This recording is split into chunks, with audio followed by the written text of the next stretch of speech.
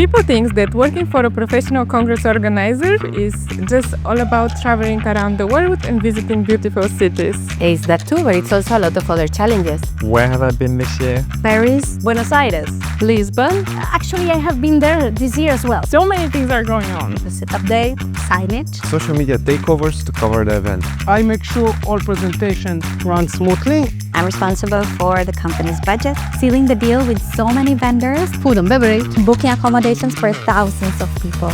We're there before, after, and during the conference. I make sure that the learning experience continues on our online education platform Unlock. Late time preparations, last minute changes. We always get it done.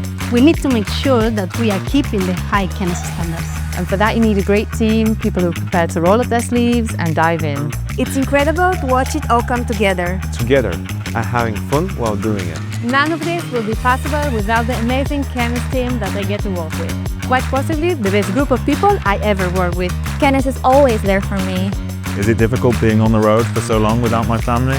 Of course it is, but I have my other family with me.